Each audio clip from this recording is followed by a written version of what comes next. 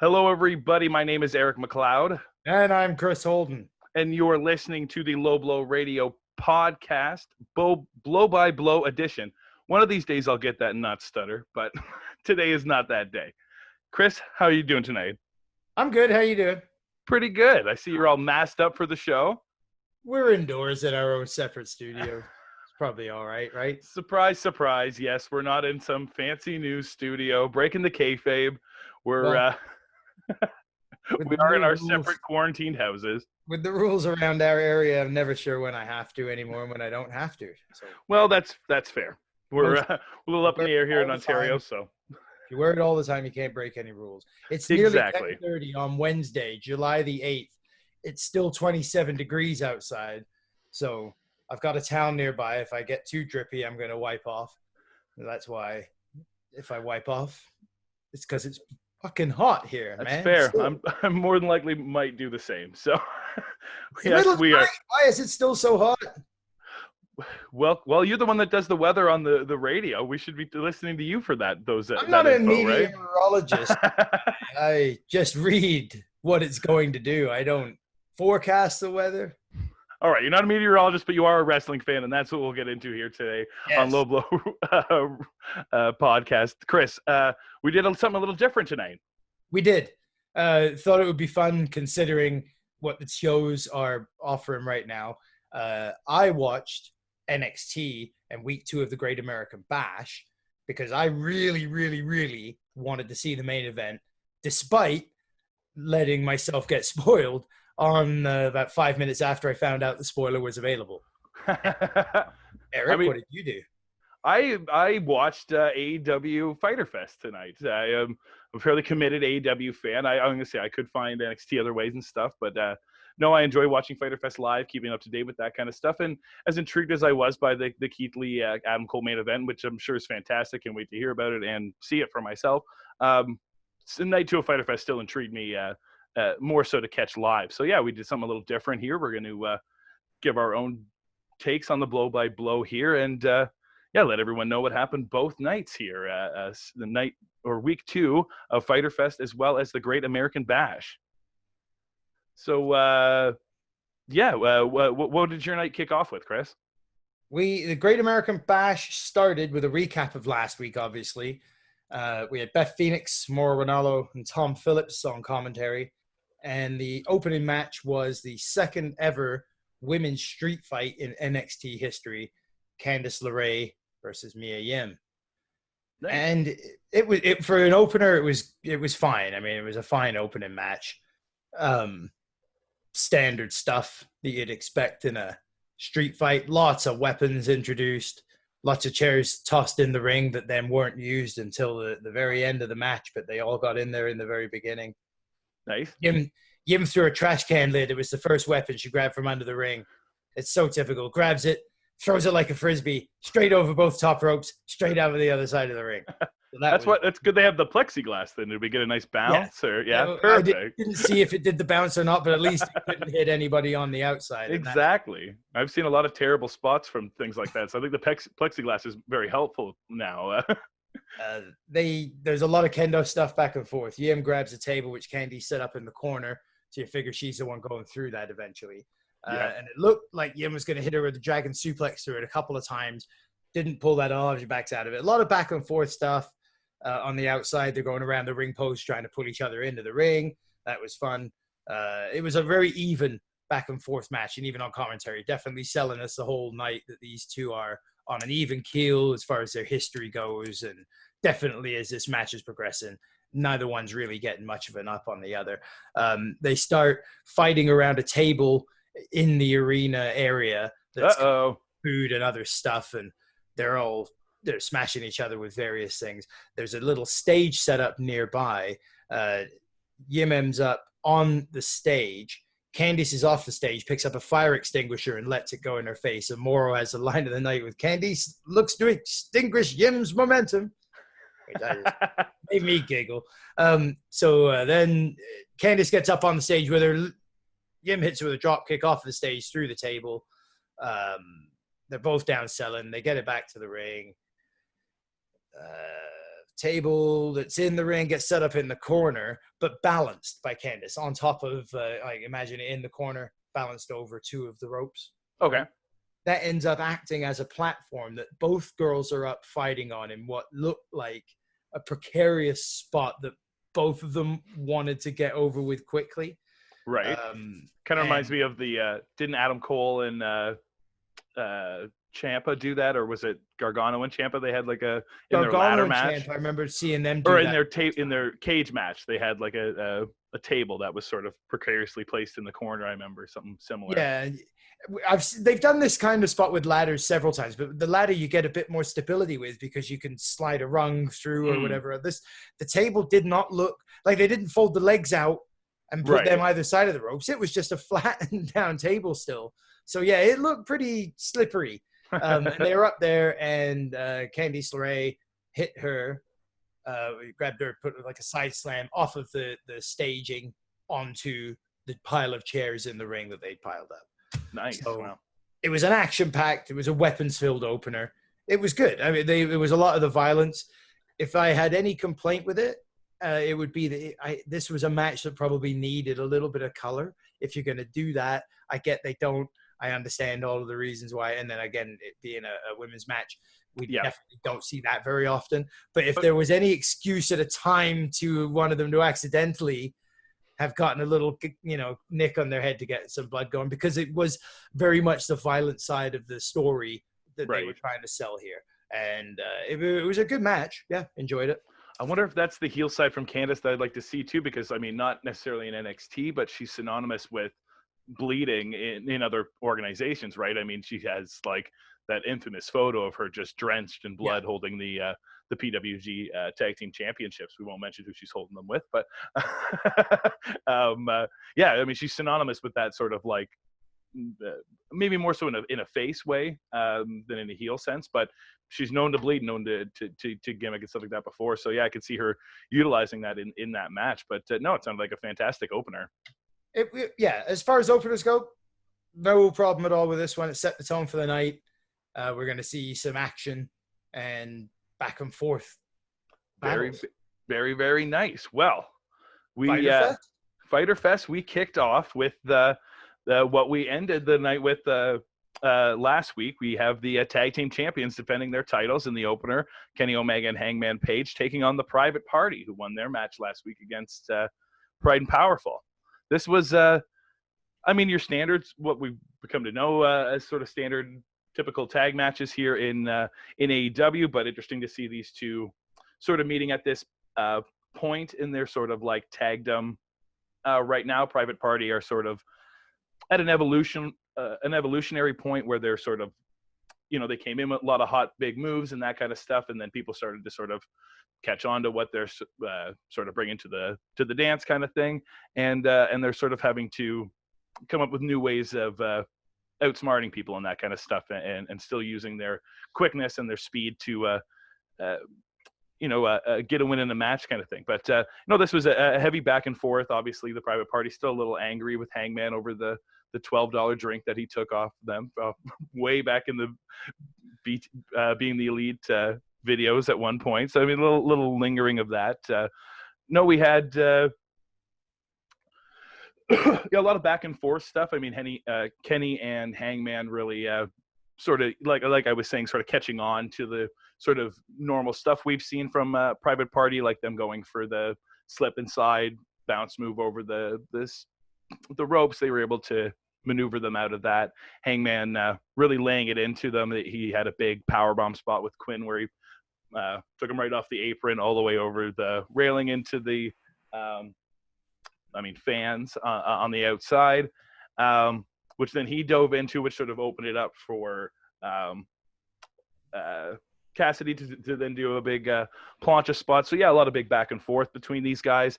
They were sort of getting advice from who I've now named Doc Hardy, because he's totally Doc Hendricks now, as when he's in this sort of like mentorial role. It really seemed that way, especially on Being the Elite this week. It was like he's really heavily leaning into the Doc Hendricks way he was with the Hardy Boys. So I think Doc Hardy, he was really sort of giving them advice, maybe telling them different ways to to go about the match. They sort of had an opportunity to have a big sort of chop exchange with Kenny. So he was like, yeah, go for it, that kind of thing. And Kenny really laid it into this kid. So, definitely showing that Kenny and Hangman are a little bit more, obviously over with themselves. And, they were able to outsmart them on their tag maneuvers. Their double team moves were really good because they were just using them with, like, using the two private party guys to hit each other all the time.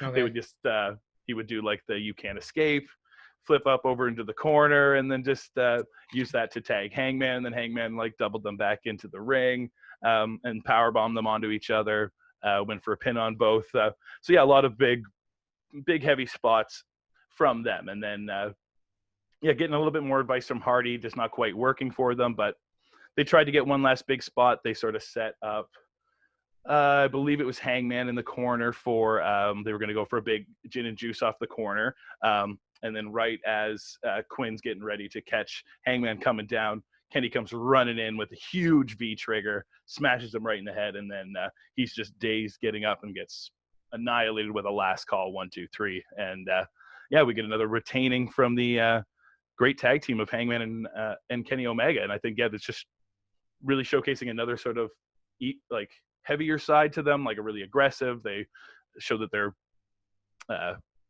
learning from these other teams, like studying them, I guess, that kind of deal. So put the private party over strong. It was like a good 11 minute match, but a real hot opener, I think. Right on. I mean, they've definitely done a great job in AEW of positioning private party as a not to be ignored tag team going forward, right? I mean, even from the very beginning, they've been that kind of team. My question, I guess, for you tonight was going to be, was there a point in the match at all where you actually felt, oh my God, there's going to be a title change here? These guys might do this. No, I don't think this was necessarily that kind of match for them. I think maybe with just sort of the last minuteness of it, that they didn't have the story there to have that sort of tight finishes that like the Best Friends had sort of built in with their match. This seemed more just to sort of showcase that the private party need to sort of evolve their game. They have their sort of typical moves, but the guys that are veterans that have been around here, they study your stuff, and you can't just keep bringing the same stuff to the party kind of thing. So I think that was sort of what the story was in this, and just how well Hangman and Kenny are kind of getting along still. So eventually the break will come, but it is not today. And that's fair. And I think already it's a good sign for the team that they were put into this spot. As you said, this was an emergency match pulled out because we'd lost what was going to be the main event here tonight at Fyter Fest. Yeah. So they threw this match together. So I guess it's good for them that they even got looked at for the spot. No, totally. I think rather than slating Santana and Ortiz in here, this was a nice way to showcase the private party. Yeah. So what happened next over on the Great American Bash? We had Bronson Reed versus Tony Nese, and the setup for it was a little weak. They kind of explained. I thought I took the story as being explained that earlier today, before we started taping the Bash, Tony Nese was having a match against somebody. I don't know why the NXT guys are having matches during, and the crowd were there. It wasn't like they were filming another show. Maybe they were, and I missed that plot point. But anyway, because Tony Nese disrespected that opponent. Okay. Reed went to William Regal and demanded he fight him on the show. So Regal said, sure, because, it's Regal, and he always gives you a match if you ask him. So, I don't know. It's weird because the regular Raw or SmackDown or any regular matches shows, there are dark matches before to warm up the crowd.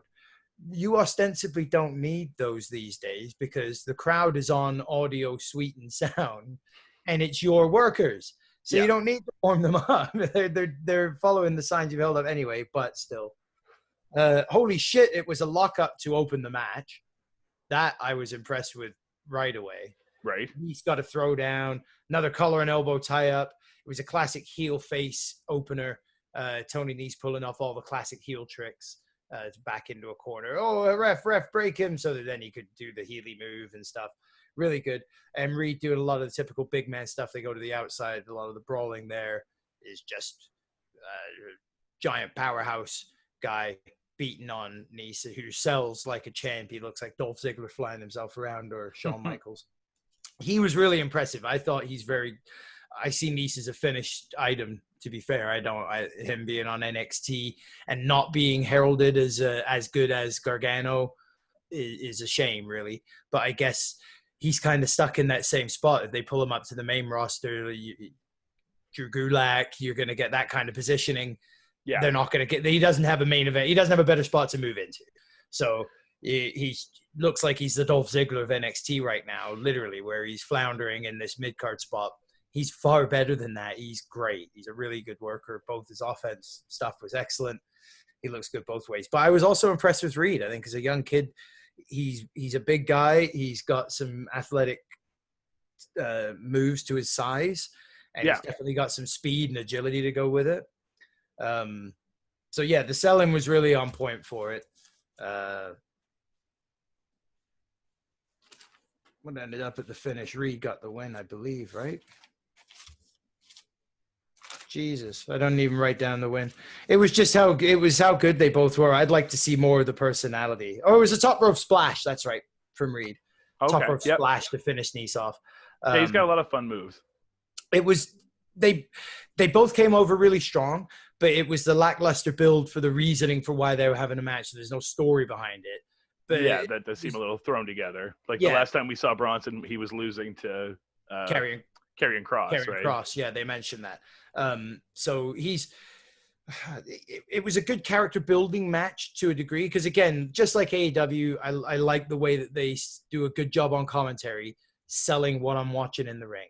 They're selling me the wrestlers I'm watching, the characters behind the wrestlers, and not coming up next month. So that was what they worked on through this, was telling me a lot about Reed's size, strength, and athleticism, and his youth, and he might have had some stumbles here, but he's got it together, and he's going to try to rebuild off that. And Nese being the phenomenal athlete that he is, and physical specimen, and the wrestling ability, and the technical side of it. So it was a very good, very standard, and very typical heel babyface without much other story behind it match. Right. But it was a great match. This was right about the spot though when I'm like, it's good, but it's not going to be a pay-per-view night until the main event, is it? So fair enough. Yeah, no, I think it's nice to hear, like you were saying, like with Tony Nese, he's sort of a guy that's kind of lost in the mix there. That was nice to hear. He's not just in a cruiserweight match too, like having him against someone big like Bronson there. That's interesting for Nese to be mixing it up, because again, he sort of flourished in the Cruiserweight Classic, had a few great matches in NXT, and then they just sort of needed people for 205 Live when they was trying to establish that as a show, and he was very committed to that, was the Cruiserweight champion, but again, who was watching 205 Live? So he was just sort of a fault of the situation, and that's nice to see him sort of showcase somewhere else. Maybe, I could see him maybe North American champion if they were maybe looking for a different kind of heel down the road or something like that, something for him. It's hard to think of him maybe main event scene, but I think maybe there's somewhere else for Nese to be. He could be. I could definitely see him groomed into that spot. Certainly. Yeah. He's definitely worthy. He's definitely good enough. So I'd love to see him get him into a character role, a character feud going forward, where we get to learn more about him and get to, really get to know these guys. But yeah, for sure. No, I mean, that's always something that they need, and it's absolutely beneficial to make the matches mean so much more. To me, this almost feels like they heard about the booking card for AEW, because the exact match that this was competing against was the Lance Archer Joey Janela. Like, other than but size, like big guy, little guy, it seemed like we got to throw our own big guy, little guy match together. So I don't know if exactly that's what happened, but it feels a little like it. You wouldn't be insinuating that WWE were copying AEW, would you? I mean, no, not the slightest. This Great American Bash for literally 17 days now. Absolutely, these were the feuds that we were expecting all along. So, but yes, back to Fyter Fest. We definitely had Lance Archer taking on Joey Janela. This, like everyone was expecting, was just going to be a big attack from Lance Archer on Joey, but Joey definitely putting up the fight. We started off, Joey came out, and then Lance, like always, so you're wondering what kind of jobber is he going to come carrying out this week, but instead he was carrying Sonny Kiss. So that was definitely something to get in Joey's face. Threw Sonny right at him. Jake's falling with ominous black sack. You can only assume what may be inside. We don't actually find out to spoil the whole match, but always nice to see him sort of teasing it. Maybe it was a nice way to always keep it in the back of your head. Yeah. Lance, again, just sort of laying it into Joey, started the match on the inside, and the instant they go to the outside. I don't know if this was always booked as a street match, but you kind of assumed with these two it was going to have a lot of those kind of spots and that kind of thing. So obviously tons of leeway from the referee, a lot of beating up on the outside. Joey was able to get a big backdrop elbow from the top to sort of like shift the momentum a little bit, but it didn't last too long. They tried to distract the ref and get Sonny involved as well. They both did some high spots onto Lance, and he was he got out of the blackout at one point and hit him with a clothesline, and he was laying the lariats in and going for the legs and stuff, and doing what you can against a big monster. And Joey showing that he can take a beating for sure. They were doing a few spots on the outside early in the match. Joey set up a table, obviously trying to put Lance through it, to no avail. They get back into the ring. He got away from stuff, and getting right near the end of the match, the sort of typical wrestling trope of the thing you set up, you end up going through. Poor Joey Janela. Make sure you set that up right. You're the one going through it. Yes, exactly. So that he had a nice safe landing when Lance Archer pulled him to the ring apron and did the blackout from the ring apron all the way to the outside onto the pads on the outside. Dragged him back in for the 1-2-3. Killer win for Lance Archer. I mean, the loss to Moxley has done absolutely nothing to Cody, has done nothing to slow the momentum down, I think, for Lance. It's just a sort of shift in direction. His sort of focus here on these guys, he can move on to somebody else after this, or if he wants to keep beating the shit out of Janela and Kiss, I'm fine with that too. This was fun. I think they were good. Joey's a good sort of like person to put up against a big monster like that, to sort of take a beating, take some big crazy bumps and stuff like that to really make Lance look strong and nasty and stuff like that. He threw him at one point over top of the side rails into like a table that was like half kind of set up, and it looked like they weren't quite sure what way the move was going to go. So I'm not sure if that'll be on Botchamania or not, but it might have just been Joey looking nasty. Sometimes he just takes dirty fucking bumps, and it's just I honestly think that this kind of match is Joey Janela's favorite match. Like, who am I going to get? Who do I get to show off for this week and make look good and bump for? For sure. So yeah, in a different way from like Marco, just taking these kind of big nasty bumps from Lance. Good on both ends. I enjoy both these guys, and I think Lance is just looking devastating. Excited to see what they end up doing with that character and things next, but it doesn't seem like the momentum's slowing down at all. Right on. Back over on the Bash, we went to a Robert Stone brand promo. They're trying to grab Shotzi Blackheart onto the team. Somebody else was there. It was a guy. I don't watch a lot of NXT, right? I watch AEW usually with you. So I don't know who it was who had the problem with Stone and threw his drink over his shoulder. Okay. Or took Shotzi's drink and threw it away. But he inadvertently hit this dude who was I wonder if I can guess. Can you describe him? There's a big guy. Oh, we're watching wrestling. You remember that, right? A big guy with a beard. He almost looked like Eric or Ivar. He looked like one of the Vikings. Oh, was it? Wasn't Cameron Grimes, I don't think, anyway. No, was it the guy that was in, I can't think of his name off the top of my head, but he was in that thing with Eric Young, like that gang that he had. Was it that guy? You got me. Yeah, big guy, long hair. God, what's his name? I think I know who you're talking about, though. That sounds like him. Fair enough. There'll be a picture. It doesn't even matter. He knocked Stone down. So Shotzi was riding in a toy tank. Yeah. And that's what she was sitting in. So when this guy knocked Stone down, she drove the tank over his leg. And he sold it as if it were a Sherman tank being driven onto his leg. And it took 6 people to come and lift the toy tank off of his leg for him. Oh, boy. So that was funny. Then the Undisputed Era arrived and appeared to cut a promo but it was during a split screen commercial break. So you actually, while it looked like Adam was maybe talking to the other boys as they're walking down this thing towards the arena, Right. you couldn't hear anything that they were saying because it was Tony the Tiger talking to Shaquille O'Neal about Frosted Flakes. So I learned a lot of things, not a lot of things about Frosties that I didn't know, right? A couple things, but I learned nothing about Adam Cole and what the Undisputed Era had in store for this match tonight because there was no audio. That sounds like a sign like they don't watch AEW because they didn't learn that when you're in picture-in-picture, you put your promos on cards like Sammy Guevara. So you can scan through and people can read along when they can't hear you.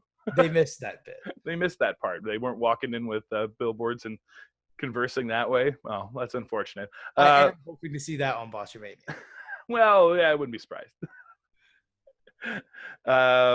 I had two little promo things too before getting to a match, if that sort of segues perfectly. I kind of feel like mine were maybe a little bit better. We had a nice, great video package from Darby Allin again, which is always amazing. This time he was hanging out with Travis Pastrana, who I remember from he was like a motocross guy in the X Games, a lot of stunt stuff. So they were up in a huge skylift, it maxed out full height or whatever, right above a huge pit full of foam for practicing flips, jumps and stuff like that off of ramps and stuff like that. And Darby's still not clear by the doctors, but I figured I'd come up here to test out my coffin drops. Does a huge coffin drop off this thing. Apparently is still alive, and we'll maybe one day see Darby Allin back in the ring if the doctors ever give him the opportunity. Did he not even set anybody on fire, though? Not this time, unfortunately. Maybe he was at someone else's house, so maybe he's being a little respectful. So, and then, talk about credit. Yes, absolutely. Talking about, the rest of the night was very match heavy for Fyter Fest, and this was definitely the biggest promo sort of thing happening. But what a promo this was. I know you've already spoiled it for yourself, but Taz was already announced to be coming out, having some big announcement, getting ready for Fight for the Fallen next week. Next week when Cage takes on Moxley finally for the AEW World Title. He comes out. He's got his orange towel and Cage with behind him and that kind of stuff, but he's got an extra little velvet bag with him, which a lot of us championship fans would definitely recognize. There might be something hiding in there. He starts talking about something that he wants to debut here, something that has defined his career, something that was never sort of legitimized by other companies and stuff like that, but the fans legitimize these titles and stuff like that. And it's something that he has held on to, was definitive in his career, and he felt no better person to carry on the lineage of his FTW championship as he pulls it out and hands it over to Brian Cage. And this is the official old FTW championship from ECW. I'm a huge old ECW mark, so this was amazing to see. That's awesome. And on the shoulder of Brian Cage and Taz being right there, it was just he doesn't need to win anymore. Cage does not need to beat Moxley. He's the FTW champion. He could be it forever. I don't care. That actually would almost be better next week if he just comes out before the bell even rings. He just decimates Moxley and walks away from the match. Yeah, just goes, your stupid world title. I don't care anymore. Yeah, if this is the way you're gonna I got the orange. Run around. I wore the orange Phoenix Sun jersey. Look at you. For Taz, because I'm a big Taz fan. I'm Taz's height. I'm Taz's build. The only difference between me and Taz is I have a neck. See, well, that's it. Fair that's enough. Our only difference. If my build was that, I would be Taz. But yeah, I admitted to you that I read the results for the show just while we were waiting to get the Zoom up and running, and I saw the FTW title comes back in and had a mark out moment in the front room. So I'm glad I kept that off camera. That would have been a better thing to watch later. Fans, comment down below and all that kind of stuff. Get at Chris. Tell him you want to see his mark out moments here. Keep him off Twitter. Let's get him to spoil stuff live next time. You never know. Nobody needs to see that shit. One day.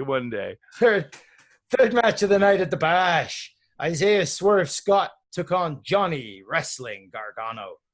And it was great. It was a really good match. And again, wrestling to start, transitions, mat wrestling, reversal after reversal, rolling around on the mat.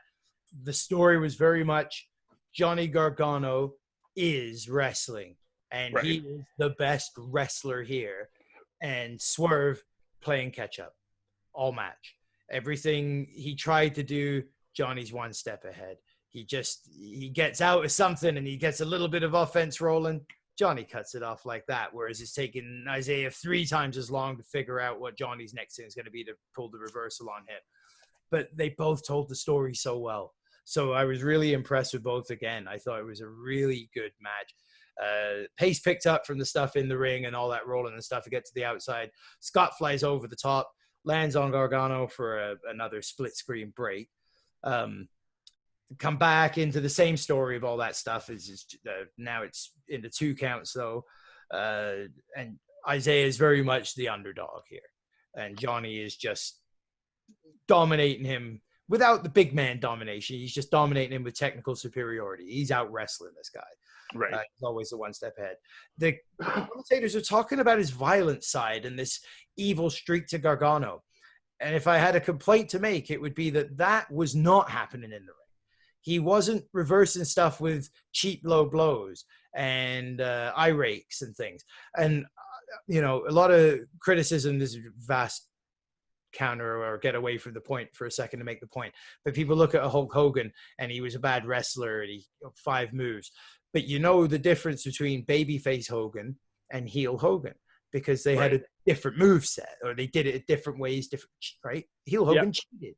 Face Hogan didn't cheat. Well, so Gargano needs to cheat. Like I needed to see some of this stuff when they're talking about these evil things that he's doing. That might have been explained or shown in character by him with a few more flurry of punches, whereas before he might have moved into a headlock or transitioned into a different lock. Yeah, he wouldn't have before because even when he was the face, he would lay into someone like a Ciampa with a flurry of punches or some evil tactics. So yeah, I want to see more of that if we want to play that he's a heel and he's evil. Something like the car key thing with Lee from the Bash or the In Your House pay-per-view, right? That was playing and leaning into that a bit more. Some good. Sorry. Yes. No, I was just going to say, I'm going to try to think of someone who does that like very well that can do both. And some people, they find that struggle of like, I'm a heel now, but I'm still doing all my same move sets. I'm doing it sometimes can be a bit of a hard thing to sort of get over. And I find someone, at least in the new sort of generation of people that does it really well, is Seth Rollins. His face character is drastically different from his heel in-ring performance. He doesn't do the planchas. He doesn't do the big high spot moves and that kind of stuff. So he knows to save those from when he's a face. He's not the only one. There's a lot of guys that do it, but that just happened to be a guy that came to mind. And with a guy like Johnny who has a specific move set like that, he would sort of have to move into the way Ciampa did that when he was more heel. He wasn't doing the stuff that he was maybe more known for in DIY. So and it's probably easier to do that and transition and make that switch going from a heel to a baby face because you got to leave a lot of that stuff behind. Otherwise, you haven't done much for your character, right? Yeah. And speaking of Seth Rollins, I mean, it's going to be a little easier for him in about a week, right? Because he's the one character is going to have one eye. So that's going to be a big part of his new heel persona. So the only thing with this one, again, as well, Gargano he's got an STF on, it gets reversed, gets a cover for 2, Swerve does. They end up in a position where he's got Gargano hooked over the top rope, and he manages to flip him into the air and catch him for some kind of crazy pile driver style move, where it's ended up more like a sit-down powerbomb. Okay. They teased going for the pile driver at first, goes into this thing off the ropes into a driver. And very sloppy 2 count that was a 3 count, that Gargano just didn't kick out in time of. So the ref had to do the real stall before the 3rd, right? The difference between way more obvious on the 2.5 and 2.5, somebody's better move here. I'm going to have to count 3 and I'm not. And it just, I didn't like that. But then, Gargano hits him with the final beat DDT. Really good match. Gargano is one hell of a wrestler. But Isaiah Swerve Scott stood toe-to-toe with him tonight. I thought it was very impressive. So I thought it was a really good match. Again, though, not a whole lot of build, not a whole lot of point, not a whole lot much that makes it a pay-per-view or something that would be on the Great American Bash. if it wasn't just for the fact this was actually just NXT, they needed to call it week 2 of the Bash, because of counter programming. That's it. So. Yeah, I think it feels like Swerve has almost been thrown in here a few times in that sort of spot, like a last minute sort of person they need to sort of step up, and he's always sort of definitely showcased that really well. I think the face character is working. I'm more used to the wrestler himself as a heel, so it's hard for me to sort of, it was the same with the Roddy stuff when they had Roderick Strong early in NXT, his sort of like clean cut baby face stuff, but Swerve has more like swagger and that kind of stuff, and a gimmick in that sense. But I feel like he maybe would be a little bit better of a heel, but we'll have to wait and see. It's nice to just see him showcase. I really enjoy him from seeing a few of his matches in Evolve, and I loved him in Lucha Underground. So and I'll be honest, I've had really very little exposure before. Well, none before he got into NXT. Right. So this for me this is the best match I've seen him in. I thought he was really impressive. But it's the only thing I've kept going through my mind since watching this show tonight is, you poor bastards, where are you supposed to go from here? Like, if you don't progress NXT into a true other brand, a true third show, and not the developmental league, which we know it's not supposed to be anymore, but it's got this real identity crisis. You can't push these guys up to the main roster. What's the point? The point? You don't have a hole in the main event scene. And too many of these guys, if it's not a main event spot you can slide them into, don't do it, because you're just crippling them to put them into the mid card or upper mid card even. And then other guys like this, that like a Swerve who could go into the mid card. Yeah. Well, he's not going to. You've already got guys like Ricochet and Aleister Black that are being wasted and fumbled that should be mid card staples by now and moving up the ladder, and they're not even there. So I feel pity at the end of it, which is terrible, because I came away from the show feeling so good. Now you've made me feel bad. Well, don't blame me. Blame Triple H.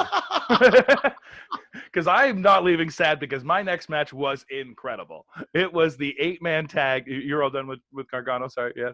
Yes, please. Okay, yes. This is the one I wanted to see from your... So, yes, anyways, getting into it here. We had the 8-man tag, Lucha Bros, with the Butcher and the Blade taking on #FTR with the Young Bucks. Now, this was a good 16 and a half minute, 17-minute match. And just what you would expect, like a lot of big, huge high spots and that kind of thing. We sort of kick off, though, with obviously the team's trying to decide who sort of starts off. Pentagon, like, hot out the gun, wanting to start off for their teams over there. The other side, Matt Jackson sort of starts off at first, and him and Pentagon have a little bit of a back and forth, but not quite enough to get over, and they get a little closer to the corner, and Dax instantly tries to get in. And this is sort of where the match really starts to, the rhythm, I guess, starts to set in for the first sort of half of this match, which is the FTR really sort of laying in their sort of old school wrestling style on the Lucha Bros. Especially on Pentagon, and not only that, them having to deal with the insanity of the Lucha Bros, like them coming and going from the ring and being confused by the tags, not knowing who's legal, a lot of in and out kind of stuff. But Dax and Pentagon had a big chops back and forth, really laying into each other. And then they just sort of got overwhelmed by the sort of Lucha Brothers tandem tag moves and the big sort of like spots that they were able to pull off with each other. We got a little bit more of that with the Butcher and the Blade guys finally getting in and just sort of laying in more, trying to put the beat down on Dax and Cass. They seem to take a lot more of the beating in this match too, more so than the Young Bucks. I don't know if that will further the story later on, but it was certainly the case. They were the most, not the most active, but certainly seemed to be the ones taking the grunt of the attacks from Lucha Bros and Butcher and the Blade here. We had a great, I'm trying to remember all these crazy sequences, but it was like once you got Nick and Phoenix in there, you knew something big was going to happen. And of course, they just start the sort of chopping stuff, holding on to each other. They both together climbed the ropes up sideways and then did a Hurricane Rana, which was just insane. FTR take the grunt of the attack, that kind of thing after some of these sort of big spots from the Lucha Bros, and then eventually Matt Jackson, sort of a one-man wrecking crew that we've seen from him before, doing the sort of exploders or whatever, the reverse suplexes, the hitting a lot of super kicks and that kind of stuff, kind of clearing the ring, helping sort of get the momentum back on their side. And then they started showing some sort of tag team tandemness as well. They started like tagging each other in rather than just their tag partners. They were tagging Bucks in and that kind of stuff. Then we started seeing the stuff that we were getting a taste of the last time these guys were in the ring together. We got like a super kick party, but it was Matt and Dax, I believe. And then we had the Goodnight Express, but it was Nick and Cash doing it. Did they pull it off this time? Yes, I believe it was Butcher that took it, or Blade that took it. So Butcher, they learned to completely avoid this situation. It actually might even been a Lucha Bro. This match was just, as to be expected, all over the place. Yeah. And then that led into I can't remember which two. I think it was Matt and then Dax had set Pentagon, I believe, up for a spike pile driver as well. So sort of a nice little nod to the four as well. So right on. Yeah. Cool to see those kind of things, and then they sort of like kind of look at each other and see that, hey, this is kind of working together. So then they sort of do a Dax tags Matt in, Matt tags Cash in, Cash tags Nick in. So now everyone's got that sort of leeway to do a big 4-man spot. They hit that. Two guys hit the big spots off the top, but then the rest of the Lucha Bros and the Butcher and the Blade are able to come in, clash everybody back onto the outside, which then led to, okay, so it's just Pentagon and Phoenix left in the ring. Everyone else has sort of been brought out by Butcher and the Blade, and they're sort of in that pile, so you're getting ready for some sort of big spot to come. Pentagon is like leaning over at the ropes. Phoenix comes bouncing off the back, jumps off of Pentagon's back. Okay, no, Jesus, this spot was insane. So that was happening, but also Nick Jackson was leaning over the ropes. So then Pentagon's waiting on the other side of the ropes. Nick's leaning over this side. Phoenix comes running over, goes off Pentagon's back, gets Nick into a Canadian destroyer right into the huge crowd of people, which was just like fucking insane. So that is cool. Phoenix is just he's just so crazy. So another sort of just stick chaos. Figure animator for those. I know, right? If someone watching can do stick figure animation to go along with little play-by-plays, just brief. That would be awesome. That would be amazing. Yeah, because to come up with these sequences is just something unheard of sometimes. So it's just so cool to see what they do now, right? I mean, we know that's part of the trademark from these guys working together. You know, you're going to see something huge, especially from Phoenix, and this was definitely the big thing that he pulled off here. The big sort of chaos onto the outside led to what you thought was sort of the Young Bucks and the FTR sort of getting the advantage. They had Pentagon in the ring, and I believe it was Dax was holding Pentagon. Matt went for a super kick. Pentagon moved. The super kick hit Dax. No. There's our first little sort of taste. It is on. Yeah. So, but it was by accident. The kick hit by accident. And it was Jackson. Matt, distracted by obviously kicking his tag partner in this matchup, turns around and gets caught by Pentagon and Phoenix. He's put into a package pile driver, which is then assisted by Phoenix. So looks just nasty and devastating, and they take the 1, 2, 3. Matt Jackson takes the pin from Pentagon Jr., and your winners are the Lucha Bros and Butcher and the Blade. This was just 16 minutes of chaos. So hard to try to remember all the spots. Highly recommend watching it, even just to see the stuff that Phoenix pulls off. He's always great to see, and cool to see what FTR kind of do with these other tag teams. And I'll get to something a little later on, but there was certainly stuff that sort of it was sort of seeds planted, obviously, for a new tag team here. Right on. Cool. So you thought you had tag team action? Oh. Well, oh my God, I didn't even know there was there was a tag match announced. I forgot. There was a 6-man tag. That's right. Legado del Fantasma, which is Santos Escobar, the NXT Cruiserweight Champ, Joaquin Wilde, and Raul Mendoza taking on Breeze Dango and Drake Maverick. Fandango and Tyler Breeze with Drake Maverick. It was awesome to see Fandango. Right. I guess actually right before this match started, they had a thing about Tegan Knox winning last week's 4-way with the women. So she's getting the shot at Io Shirai. I thought that was tonight. So did I. So that was not the case. I think they changed that today or during the broadcast. Because I was sure that was going to be tonight. That was advertised for. But then it turns out it's next week's. This is to counter the Moxley Cage match next week. We got a women's title match anyway. So, but there was a decent promo that went with that. But I'm just curious, is there any way that match goes down without either Asuka, Bayley, or Sasha Banks showing up? I don't think so. Yeah, but maybe. Fair but I thought that was tonight. And then they put on the screen the tail of the tape for Adam Cole and Keith Lee. So I thought we were getting an hour-long close to the night with this match. Jesus. But no, instead we get the 6-man tag, like I mentioned.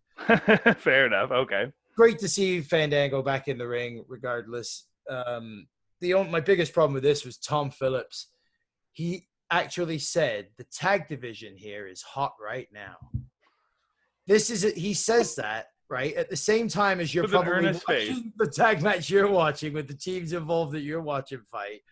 And he's basing that off of because he's talking about Breeze Dango. Oh boy. How hot the tag division in NXT is. So he never should have said, just keep your mouth shut about your tag division. Don't. And they have good tag champs. Like, I really like match. You don't even have a tag match on the card, for Christ's sakes. And they have good tag champs in NXT. It's embarrassing. Like, Fade and Eichner are great. Yeah. The Legado del Fantasma team work over Fandango's knee. They really isolated him and pummeled him. Fandango did most of the work in the match. Right. It was good. They did a really good job, though, talking up the hot tag that was obviously building, and Drake Maverick pacing back and forth on the curtain like he's a caged animal, and that was good. So when it did get to the hot tag to Drake, it was a hot tag. If there'd been a crowd, they would have really been hot, right? But there isn't, so that didn't matter. And then the match really quickly broke down into all 6 guys fighting in the ring after Drake did his little hot offense. And Santos Escobar pins Drake with a Phantom Driver. That was a good-looking move. So Escobar looks good. Their little gang looks great. This looks like what Angel Garza and all his friends, Zelina Vega's crew. This is what they should be. Andrade, yeah. Even when they had Theory, yeah, Austin Theory was with them. This is what they should be built as, or should have been built as, is these guys. Right. But instead, here we are. These guys are being built as these guys, and those guys are being built as jobbers. So that was it. I remember when they revealed Escobar, like when he took the mask off and the other 2 guys were sort of revealed. I thought that was a nice place for Mendoza, like someone who had sort of been lost in the shuffle from 205 Live. A great wrestler, but again, just sort of not really being able to pick up any speed. So a bit of character change here is not bad for him. And I'm terrible at remembering what his NXT name is, but he was DJZ in the Indies and stuff like that. And he was a great indie wrestler. I saw him wrestle in tons of different indie feds and stuff like that. And he was always really charismatic and stuff like that. So really felt like he was been a little stifled in NXT. So cool to see him in a showcased place here. So yeah, that match sounded basically what I thought it was going to be from what it had been announced. It was absolutely not. Again, it's much like they're good matches, right? This one really was a real. Well, this one and the next one, I guess, were real just palate cleansers leading into the main event. We've seen most of the good parts of this show now, and this is just coast us in to finish the show with a big hit. So yeah, again, you can't tire the audience out, I suppose, is part of that. Yeah, fair enough. So in that respect, right, it's a tag match. We hadn't had a tag match on the card. It was some quick action. It was very Lucha Libre-esque in its style of the match and stuff. And like I said, it was great seeing Fandango, and he did the bulk of it. And I always liked Fandango. Yeah. From before, right? From back when he was just Fandango. Right. So yeah. No, I it was fine. It was fine. It was fine. Fair enough. Well, I mean, another great sort of counter programming here. We had the 6-man tag for Fyter Fest. Copycats. happening as well at the fifth match of the card here. I'm glad I went first, or we'd look like the coffee cats. Yeah, fair enough. I mean, even just from what you were saying there, like, I mean, there's been story set up with Maverick and El Fantasmo there and stuff like that from the little bit.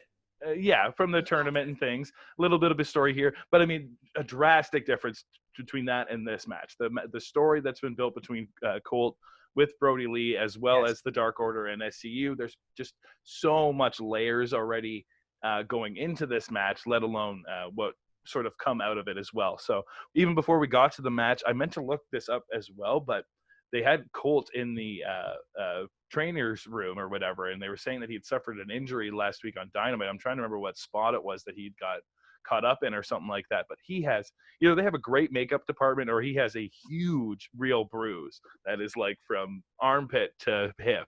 And like his body just looked nasty, and it looked real because it had a lot of discoloration and it was just nasty surface bruising.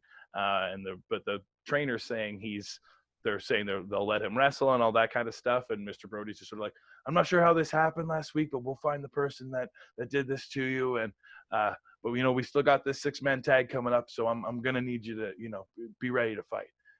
Colt, he helps the Colt up, and the last kind of thing you hear from Colt is, yes, Mr. Brody. So we're getting a little sort of maybe a submissive side of Colt Cabana here, and obviously with the injury being the big story going into this match, as well as the sort of lingering is Colt, isn't he going to turn with the Dark Order here?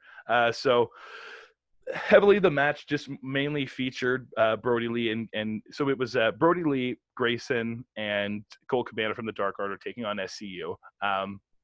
But mainly it was Brody Lee and Grayson that were just sort of laying it into mostly Scorpio Sky once they sort of got the advantage. Grayson, just really went over in this match, getting a lot of really strong spots in on the guys. But it was more about the tandemness between Brody and Grayson to just sort of like show Colt the damage that they can do, and Colt's sort of hesitation to take part, and then his sort of being forced into it a little bit when Brody would hold Scorpio and tell him to hit him and stuff like that.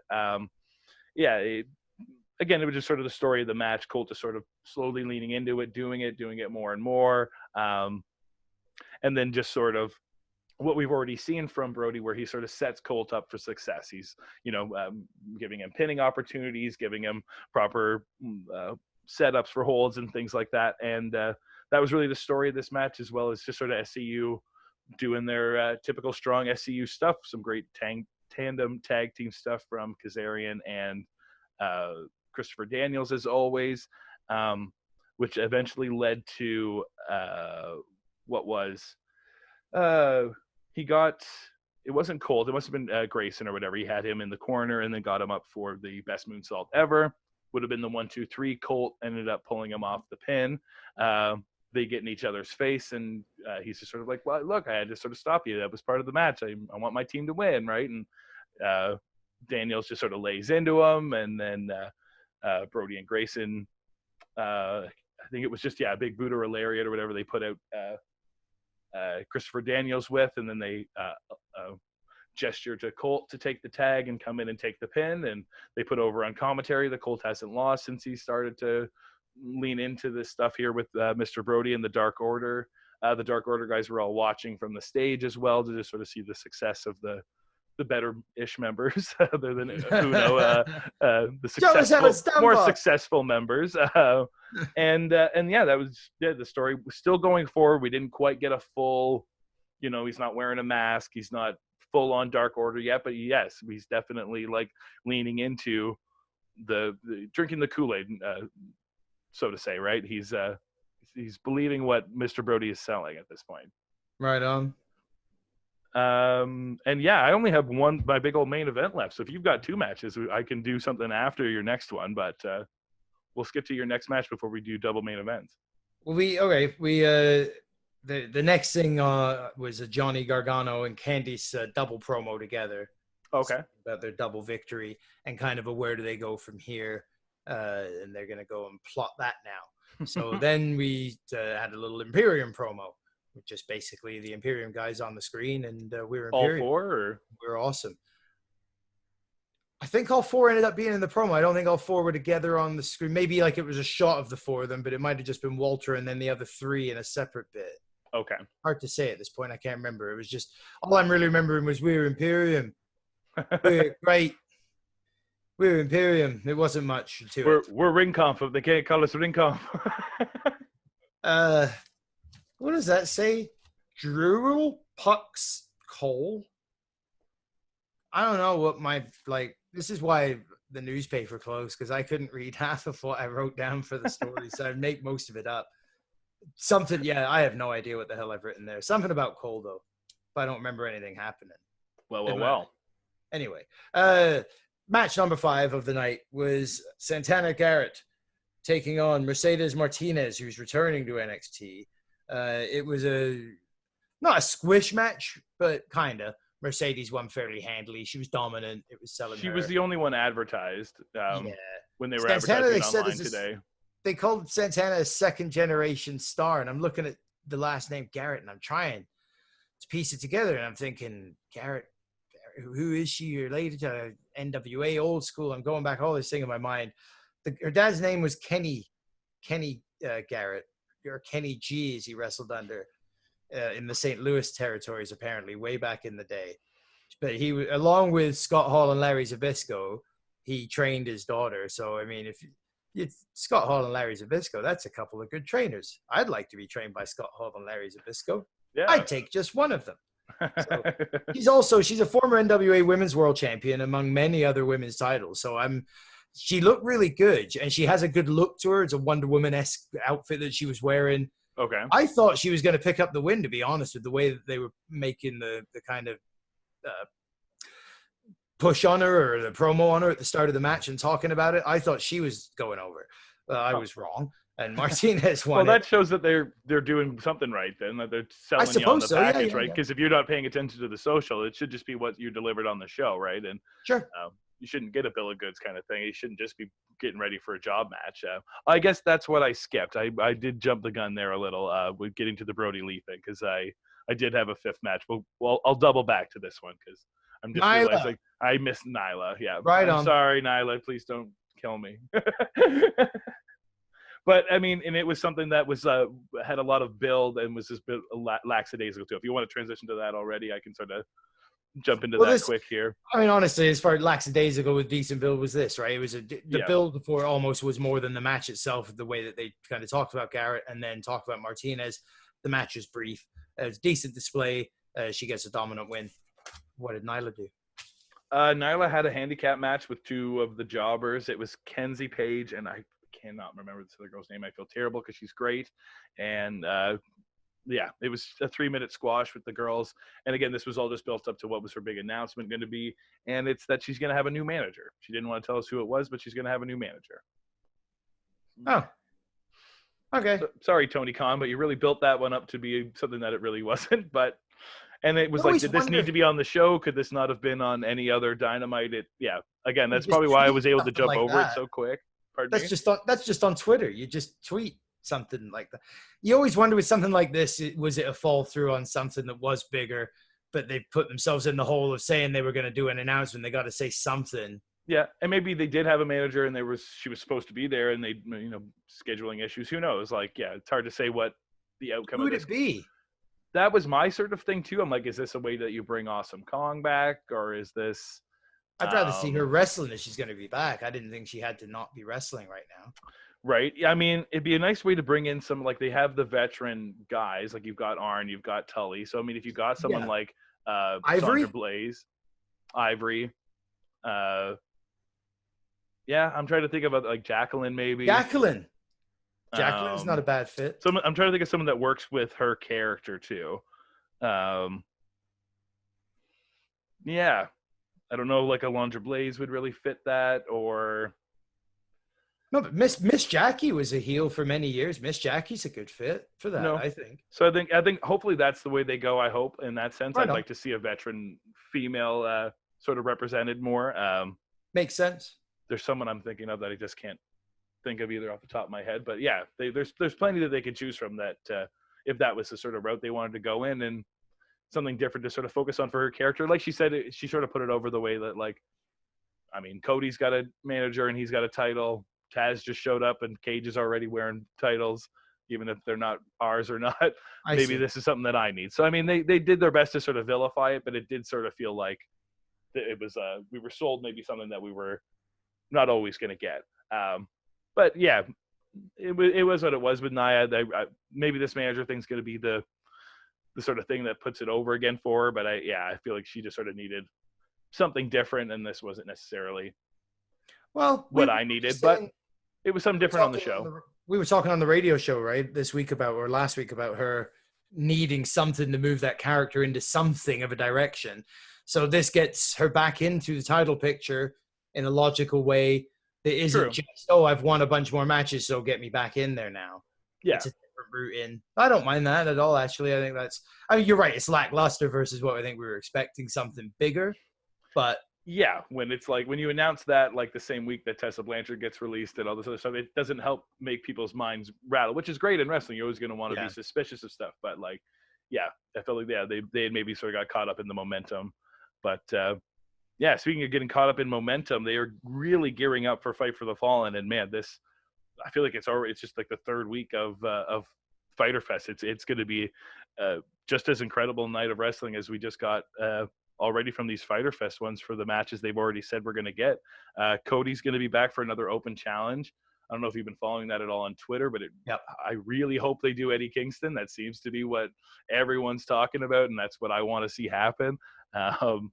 They're also going to do Lucha Bros versus FTR, which again was set up in their 8-man tag. Those were certainly the guys that were laying it in more on FTR. They still have the built-in feud with Butcher and the Blade because they need their keys back for their truck. But that's a new match too. We haven't seen that one yet anywhere, right? So exactly. Keys on a pole or whatever, or for a ladder match. You never know. But no, I'm excited to see them like a little more focused of a tag match when you get Lucha Bros and FTR. We're also going to see a team we haven't seen in a long time, the Elite. We're going to see Kenny with the Young Bucks, the three of them taking on Jurassic Express. I think that's going to be real fun, like just exciting, fast-paced, fun match. And then, of course, Moxley and Brian Cage. So gearing up for a very, very fun Fight for the Fallen. Where are they going with Elite versus Jurassic Express? I feel like it's maybe MJF more coming down, like. Yeah, I don't know if that's maybe as story heavy or if it's more like this is a charity event. They're raising money for COVID-19 relief and that kind of stuff. And like with Fight for the Fallen, they did more of these sort of fun matches last time. So that feels like maybe more what we're leaning to here rather than story matches. Yeah. It's just something more fun. And I'm all about that. I think that's just a fun matchup. Fantastic. Especially when you go 3-on-3. So for NXT, they announced next week, had a little promo for Damian Priest is going to take on Cameron Grimes. And then we've got the NXT Women's Championship match as well. Right. Knox and Io Shirai. So, I'll be back on Dynamite next week for sure. I remember what I wrote down now because that was... They didn't win you over? What's that? They didn't quite win you over? Oh, man, I'll be honest. I'm going to get to the main event in a second. It was phenomenal. It was everything I was hoping I was going to get to see and maybe a bit better. But it was, I remember what I wrote down now. It was picks. Through the night, they had superstars from Classic Superstars and also Drew McIntyre picking who they thought were going to win. Okay. So it was Drew picks Cole was what I had written down. Drew McIntyre, he said Adam Cole.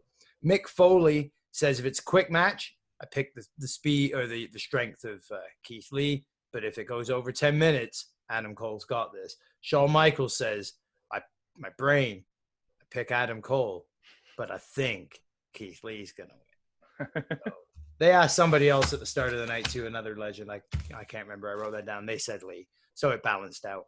So then we got to the match number 6.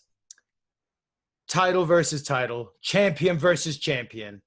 Unstoppable force versus the immovable object. It's the ultimate challenge. Keith Lee versus Adam Cole. He's the longest reigning NXT champion, 403 days today. And Keith Lee's been the North American champion for 160 days. And it was a 20-minute match, and it was sensational. It was the best parts of both guys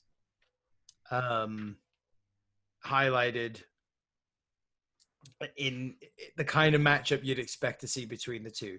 And Morrow set it up right off the bat as it's going to be the size, strength, and the power of Keith Lee and the moveset he brings and the style he brings and the unique experience of that size and that package with the moves he does up against the brains of Adam Cole. Which then you're immediately like, well, I didn't think Keith was stupid. Why are you suggesting Keith's not as smart as Adam? So I thought that wasn't nice. But apart from that, it was fantastic. They got into a quick early test of strength on one hand. Keith Lee obviously is much stronger. Cole breaks it up with forearms. They did a great job of that, of Adam Cole managing to do the sneaky things and the low chops and the quick kicks and the quick moves to get out of stuff and out of the way of things and regain any advantage when it's time for him to take his turn getting some offense in. Okay. And of course, anytime it's Keith's turn to put in offense, well, you just shut it down with the big power move and a power block and a power move. So there was so many power moves through it. It was just that kind of the choke slams and brute strength stuff. Got him with a big swing slam at one point for a 2 count. Gets a splash on Cole in the corner. Lee did a what's it called? The flippity flop, the backwards flip. Come on, Holden, you wrote it down. Like a moonsault.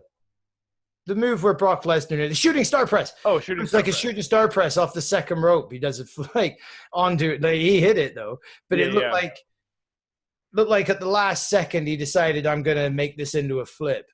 Like he was just gonna fall backwards off of the rope and land on Adam in like a reverse splash of some sort. But then at the last second decided, no, I'll kick this into a somersault and flip it. And he landed it still. Like that was amazing. Beth Phoenix was really good on commentary through it too.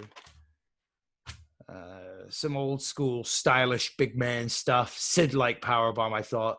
Got him with a big pounce. Hit him with a one-handed slam for a long 2 count down. All the kickouts from Cole are like desperation kickouts, right? And he's just sneaking out. Right. The moonsault was just not the full rotation on it was amazing. How he hit it though from being so late, that was crazy. Cole starts looking at this point like he's the beaten man. So this is just waiting for that moment where Lee hits the final move and gets it. And then he suddenly gets in with the last shot, and Lee powers out. But now Cole's getting ready for it in the corner. Took a lariat, came diving out of the corner towards Lee. Lee bounces up and hits him in the lariat off the ropes. I thought Adam Cole broke his damn neck from the way he landed on it. He landed on his head with it was ugly landing. And he sells it like a champion as well. He manages to get back into the corner, hits the Panama Sunrise, gets the cover. It's a 2.5 and a really late-looking kick out from Lee. It was awesome look, though. And now Adam Cole's got how am I supposed to win? What am I supposed to do? Look on his face. He's brilliant. 3 kicks to Lee while he's down. Still just another 2 count. Lee, he kicks Lee in the eye, the same one that Gargano had been affected before. So Lee's now holding that and looks really wounded, though. Cole pulls the knee pad down. He's going to go for the lash of the knee. He hits it, but he doesn't go for the cover. Instead, he goes back into the corner. He's getting ready for another Panama Sunrise. Lee staggers over to the corner. As he goes for it, Lee catches him this time, gets him up for the big, giant Spirit Bomb, does that, and then the big catastrophe 3 count. Brand new double champ Keith Lee stops the reign of Adam Cole. If you saw the spoil, I know, big surprise. But I thought they taped 2 finishes. Oh, of course they tape 2 names to the two. This ain't no to the story, right? We don't run no sloppy shop here. Oh wait, I can't do Taz's. Slop shop. How do I do Taz's New York? Brooklyn. Sloppy shop. Slop shop. A sloppy shop. They did the confetti bit that I think everybody has seen now. So we see Keith Lee officially both champions. He does win, regardless of a second ending that may or may not have been taped. And the big finish is Karrion Kross and Scarlett are looking down from the rafters, and he's got a big smile on his face. He's happy to see that outcome. So if that looks like where we're going forward from here to close the show, I thought it was the match itself 5-star for sure. I mean, if it had been held in the Tokyo Dome, it's 7 stars. This was an excellent match and well worth looking up and watching. I would, to be perfectly frank, the only match on the show, if you're only going to watch it on like a rerun or anything, that's the one to go and look up, and you saw the bash, right? But it was brilliant. Yeah. And to close it, though, as a going forward tease thing, oh, yeah, I'm interested. I won't watch it, right? But like week to week. But you tell me where that story's going, and I'm interested for sure. Cool. Why did I turn blue? I just noticed I turned blue. I was going to say, your lighting has definitely changed, though. So we see your microphone. The microphone appeared. I turned blue. The mic appeared. I turned on this one.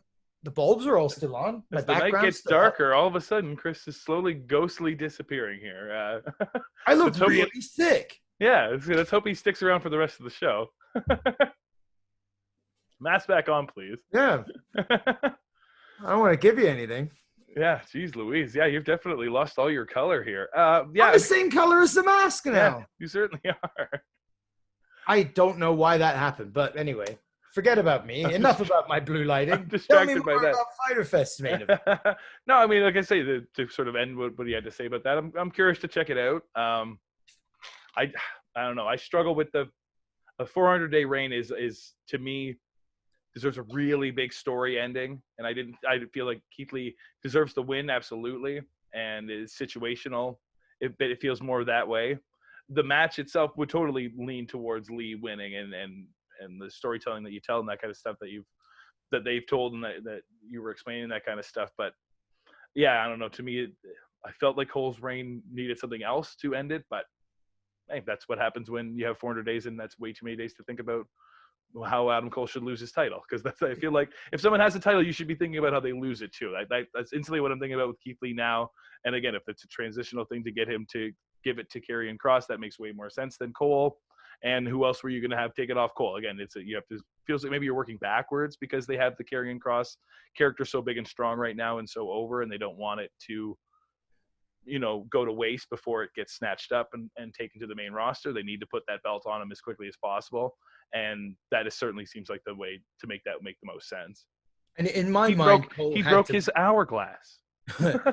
In my mind, Cole had to lose this title. I don't see why not. I think his reign has been it's the longest reign with an NXT title in the company history. So it served its purpose. Right. He's not for the same reason as I was. But I mean, I hate when it just means like, what purpose did it serve? He ain't going up to the main roster unless the only way Adam Cole or Keith Lee go to the main roster now is say Drew McIntyre is injured tomorrow in a freak accident and he pops his knee out and he can't wrestle for the next year. We have to replace our champ with another main eventer. One of these guys comes right up into that role for sure. I don't say they win the belt, but they've got the spot to move in. They're ready made for that. They're not moving into a mid card. They're moving right into a top position. Adam Cole could do that now. If that's not the spot he's walking into, I don't want to see him going up to the main roster and wasted. I don't want to see a lot of these guys go the Elias route, even the Kevin Owens route, who you could argue has had relative success on the main roster. I still like Kevin Owens better when he was Kevin Steen. Yeah, I liked him when he was Kevin Owens in NXT. Kevin Owens' ass. Yeah. So, right? I mean, Shinsuke Nakamura, I mean, like, the list goes on and on. It's an endless list of people that they've destroyed when they bring them up to the main roster. So no one's ever going to have perfect. No one is. I can't think of anyone who didn't get wasted or messed up on the main roster. Like some of their best characters, Bray Wyatt, like destroyed on the main roster. Like Finn, to the degree he had to come back. Finn, absolutely. Bo Dallas. Look what you did to Bo Dallas. Like. So I feel like it's an unfortunate thing, and it just sort of happens to a lot of the guys, and maybe it's just that weird thing that Vince has that is something that he didn't create, right? He wasn't a part of their sort of build down there. He doesn't have to pay it as much respect as he does to the stuff that happens on what he's displaying or something like that. I don't know. I think it's inevitable that you're going to see both these guys on the main roster. Vince doesn't pay them to sit in NXT. That's why they were on Survivor Series and things like that. It may not be this year or whatever, but Or do we especially go, Cole? Cole's been there for 5 fucking years. He's going to need fucking money, and they can't pay him that money to sit in NXT. So. Or do we go the other route that I still think there's a possibility, a strong possibility that we just see NXT renamed WCW. Does that help it though? Does that change it? Brand. Yeah, would that make you watch every week? It does. I don't know if it makes me watch every week, but it definitely changes its status immediately from the developmental brand, which NXT is never getting away from developmental brand as long as its name is essentially Next, right? It's never going to get away from that. WCW is the other established pro wrestling brand in America and worldwide that had that name. Even the NWA at the end of the day is known in America, not worldwide. WCW gained worldwide notoriety by the end. If they're going to relaunch under any other name that gives it some instant credibility as being another brand of wrestling, that's the only other 3 initials you can come with that you don't have to start building from the bottom up again. And anything you're building from the bottom up is always going to take that perception as third show now, right? And I'm not suggesting maybe it wouldn't still be seen as below SmackDown. It quite possibly would be. But I think a lot of the casual fans, a lot of fans that maybe lapsed after WCW died, that haven't gotten back in, or I could see people being, hey, WCW is back on, and not realizing that it's just an NXT change and giving it a look.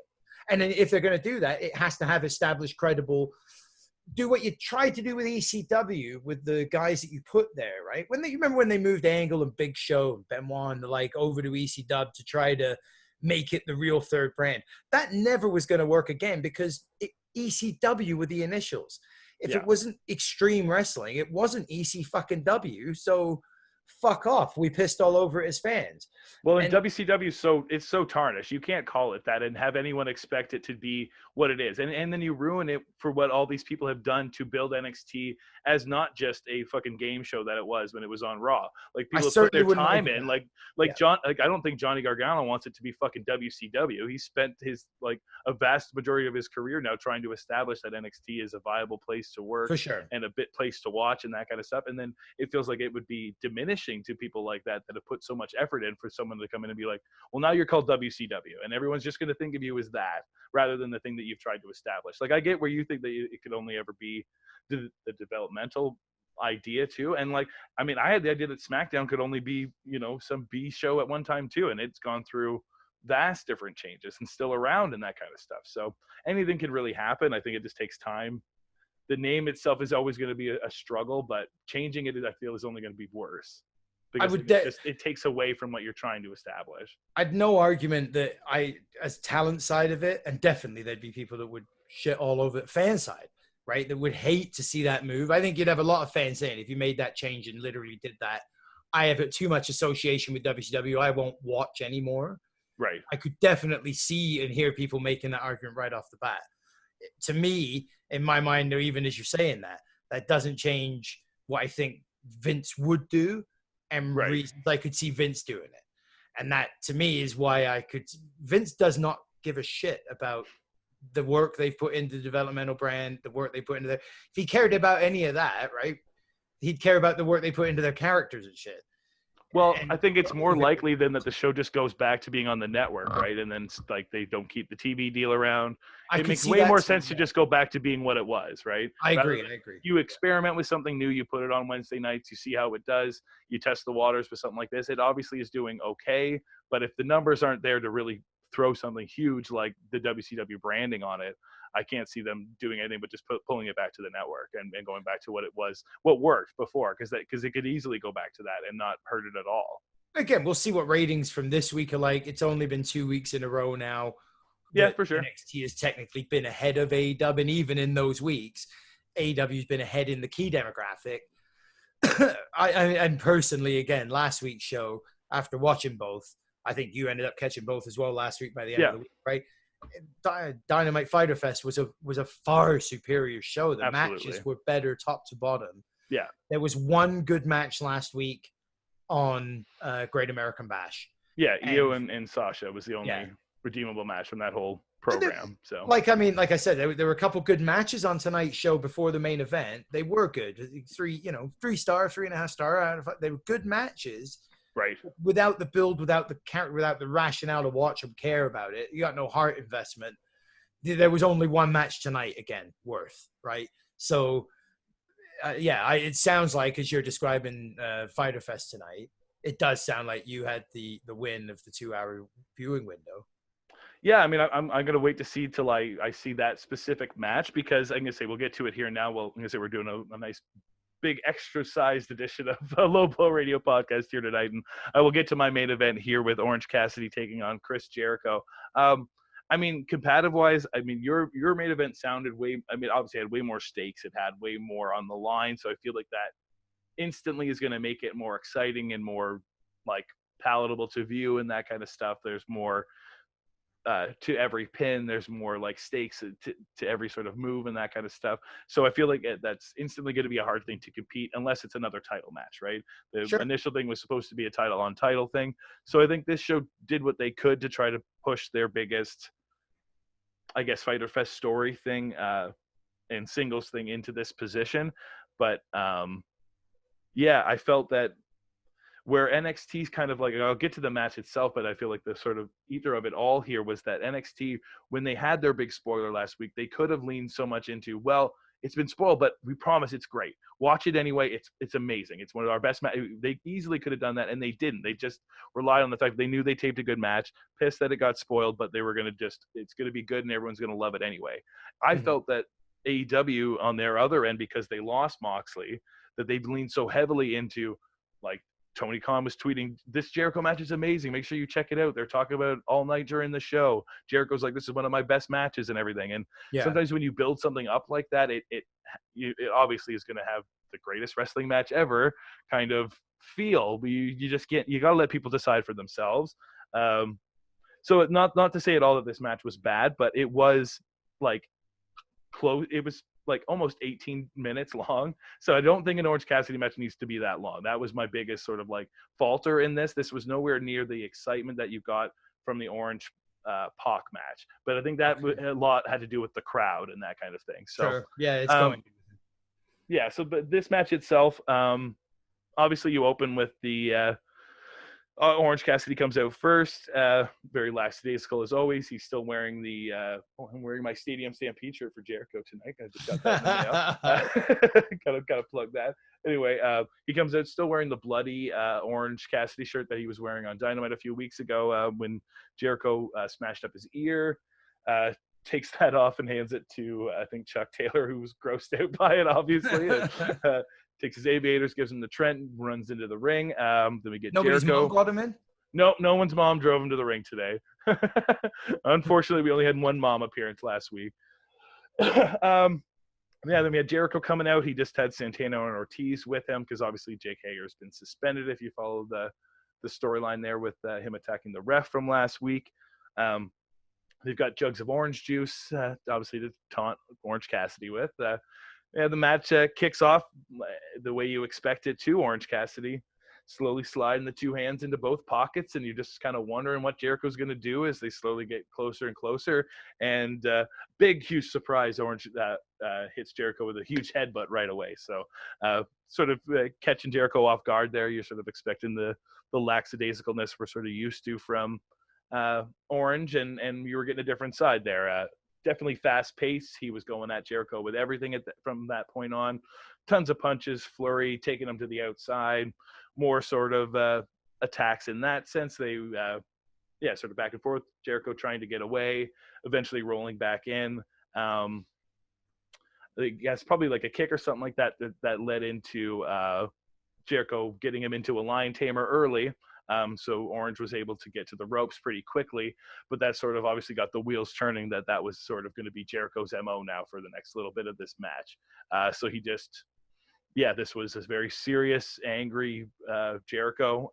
No jokey sort of side that I thought maybe we would get in this. He just was pissed and was beating the shit out of Orange Cassidy. He, just had him in backlocks and, typical sort of like, rest spot type things, back wrenches and those kind of things to wear at the back, get them ready for the lion tamer, those type of that type of deal. And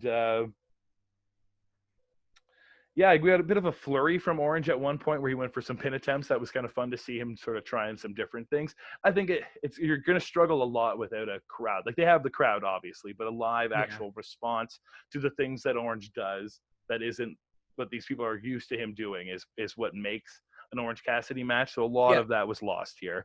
And I wonder what they would maybe do to fill that void. And I think the real thing is that you just can't. No, you're right. It's very, very hard to do. And I think they're doing what they can because he's so over right now. It'd be stupid not to feature him on TV, and you're counting on the fans doing what you want them to do in the arena at home.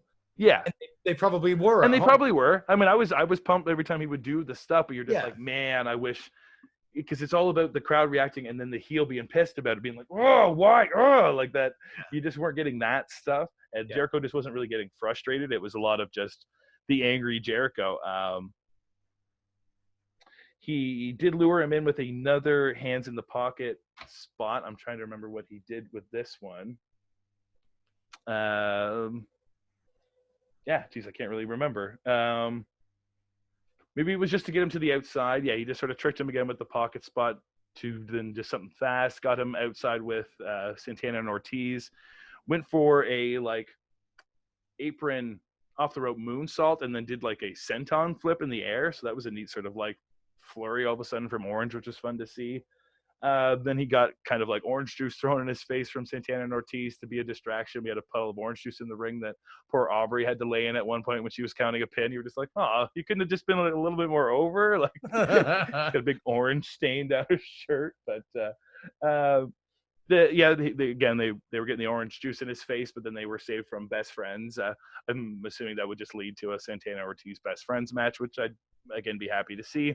They always seem to try to lead these matches into something if they can find some sort of way around things. But with that sort of distraction, the ref was more focused on the outside with the best friends coming out and whatnot. Jericho was able to grab Floyd. That's the name of the bat, right? Yeah, Floyd.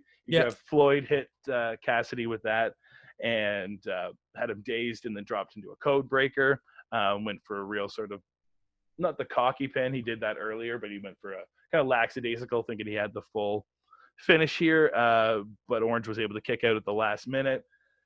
Showed just they were both sort of like worn out, tired. I mean, it was a long match, again about 18 minutes or whatever, closing out the show, a little more than I maybe expected. That's longer than I would have thought for sure. Yeah, and it felt it a little bit. I think maybe they could have had more fun, different spots, maybe to just sort of, a lot of it was just Orange taking the beating from Jericho. I really can't think of much that sort of changed that momentum. And then eventually, there was a few kind of hope spots, obviously, on Orange's end. He missed the Superman, but he hit him with a few good elbows and things like that. And then right at the very end, kind of scooted around off the ropes, went for a Superman, and Jericho was able to reverse it straight into the Judas effect, which seemed like the inevitable anyway with those two moves. You knew that was going to be the outcome. And then the night was just kind of over. It was a quick sort of finish for things, and Jericho went over Cassidy. The build-up was so great. I was expecting a different kind of Jericho, though, with the way he was in the build. He was very serious in the build, like the blood orange thing and all that kind of stuff. But of course, there's going to be some comedy in a Orange Cassidy match, and I felt that was the thing that was missing here. Where Jericho could do great, funny stuff. He did it in the Stadium Stampede. He was amazing in that. So I felt like it just seemed weird that it was lost here. Maybe it was something that I didn't catch on to or whatever, but I really felt that he just didn't lean into that side of what could have been a really other fun part of this match. I guess he did one sort of fake putting his hands in his pockets mocking spot, but I mean, he could have fully done it.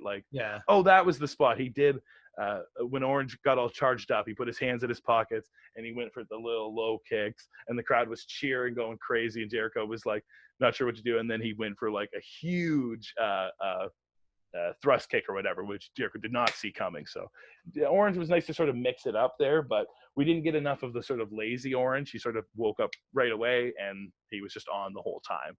Like, I missed the stuff with the Pac match where he was like laying in the corner when he didn't want to, like, he just rolling across the ring and stuff like that, when he just could not care less.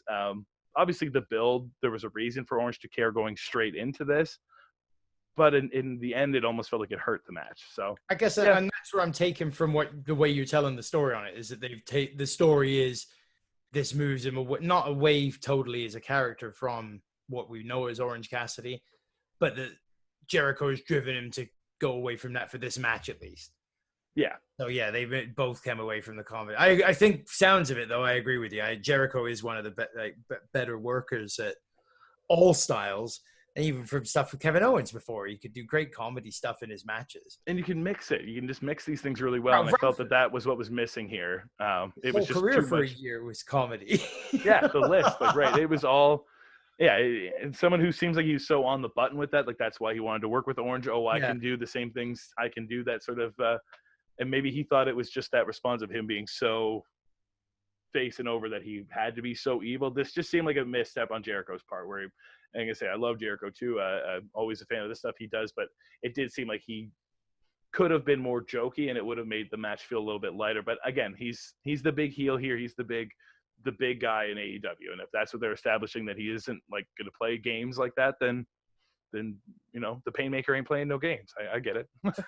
And I think in fairness, again, this was only ever supposed to be the co-main event.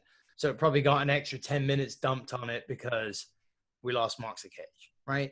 For sure. Something definitely seemed like just sort of a, crossing the streams. It just didn't quite connect with me, especially in this sort of, when you knew in the back of your head what was happening on the other show, where it was just like, man, there's a title for title match happening on another show right now. Like if I had 2 channels, I probably would have at one point flipped over, because you already knew the inevitableness of this match. Like as much as you wanted maybe a big surprise from Orange and anything could really happen, what was going to be more entertaining was going to be just a fun match, something that was light, not necessarily lighthearted, but had lighter moments. Something that I could have been like, man, this spot was hilarious. You got to check this out. It didn't have that. So I think in comparison, NXT did again really one out on their main events here, but that's a WWE thing though. I mean, that's kind of the general sense I'm getting from the feel of this experiment. Was I saw a very WWE style nouveau pay-per-view, especially considering over the 2-week worth of the show, with one killer main event, one other really good match, and a whole lot of filler. Yeah, that you could have been on TV, you could have been anywhere. Whereas AEW presented match after match of built, storied stuff that we've been, working with for the last several weeks, interweaving things, building stuff. And the stuff that wasn't like that was Private Party in their World Tag Team title match, which still, in all fairness to AEW, came from a place of, logic with them winning their match last week and retaining last week. They tried to do that on commentary, put it over as much as they could, just situational, but they did what they could to sort of make it make sense. Yeah, AEW's definitely, Fyter Fest felt like more of a pay-per-view, especially in AEW pay-per-view, and the way we're getting used to them being excellent at doing storyline and presentation. Yeah. What NXT did was a throw together special to counteract against Fyter Fest. So if these had each been individual shows in their original, so I don't know if Great American Bash was never planned. NXT were never planning on doing a one-night thing. Fyter Fest was planned to be over in England as a one-night pay-per-view. You look at 2 weeks all rolled together. Wow. That would have it was great the way they've done it, and it's been great watching this into this week's Dynamite, but I'd love to have seen that as a full pay-per-view, and it made sense that it would have been. And in hindsight, some of these matches, if they were put together on a pay-per-view in front of a live British crowd, oh man, that 8-man would have just been insane. Even the Cody Hager match from last week, like tons and tons of great stuff that they've already put on from these last 2 weeks. That I think if it was just one tight pay-per-view, would have been a lot more solid. But they did what they could if they had to sort of stretch that out into a sort of climactic 2 ends. Or 2-week end to what has been building on Dynamite. They don't have a problem with ending that kind of stuff, and now stories building to All In. So, and sure, that I feel like that we've come away with not only 2 good weeks of action and stuff happening and conclusions of stuff and things working with things, but also with places to go from here. Yeah, and we're going forward with new stuff coming out, right? So, yeah, I think again on the whole of it, AEW do better with putting on a professional wrestling show or presentation. Yeah.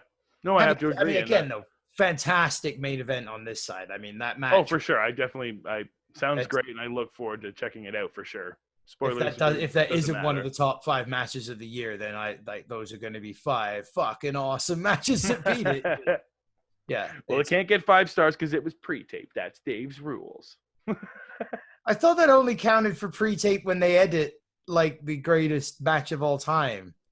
No, I guess they must edit these as well. Right? Anything that's pre-taped isn't technically live, right? He said he only get 5 stars to live matches. So especially with no crowd. So old Raws didn't count, like back in the day of Raw being taped. That he wouldn't counted those even. I don't think so. That seems unfair. Although I think maybe this is just for these new times. He's not counting pre-tape stuff.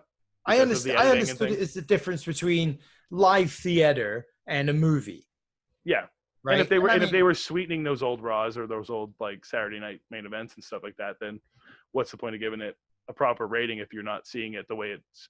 A lot of those ratings were the shows he was just at, right? And then it had to convert to when he stopped going to as many shows. Sure. He had to find a way to rate them at home. Okay, we're getting into Meltzer 5-star ratings here. But anyway, this is an interesting experiment, but it seems like we're both going to be watching Fight for the Fallen next week.